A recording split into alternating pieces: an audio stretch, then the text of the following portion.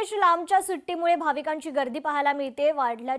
गर्दी वाढल्याच्या पार्श्वभूमीवर खरं तर अयोध्या पोलिसांनी श्रीराम जन्मभूमी तीर्थक्षेत्राजवळ सुरक्षा व्यवस्था देखील वाढवलेली आहे।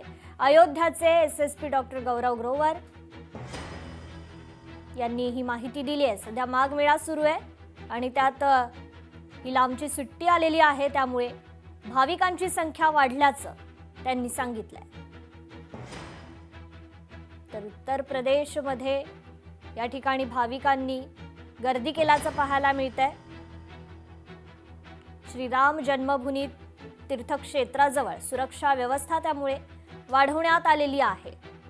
सलग आलेल्या सुट्ट्यांमुळे खरं तर पर्यटकांनी भाविकांनी ही गर्दी केल्याचं पाहायला मिळतंय। ट्रैफिक और पार्किंग की व्यवस्था की गई है। जो श्रद्धालु हैं उनकी सुरक्षा और सुगमता को ध्यान में रखा जा रहा है। सीसीटीवी कैमरा से सभी क्षेत्रों की निगरानी की जा रही है।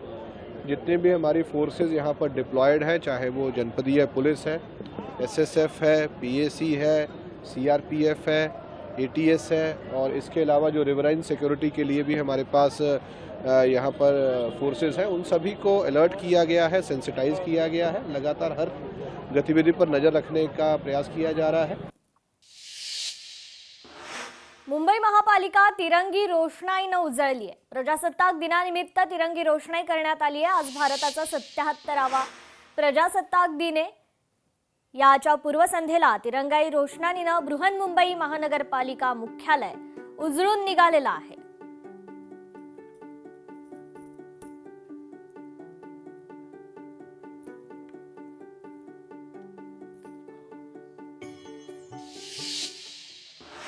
आज भारताचा 77वा प्रजासत्ताक दिन आहे। चर्चगेट मधील रेल्वे मुख्यालयाच्या इमारतीला तिरंगी रोषणाई करण्यात आलेली आहे। देशाच्या 77व्या प्रजासत्ताक दिनाच्या पूर्वसंध्येला तिरंग्याच्या प्रकाशात सजलेलं हे चर्चगेट, मुंबई येथील पश्चिम रेल्वे मुख्यालयाची इमारत या ठिकाणी ही सजवण्यात आलेली आहे।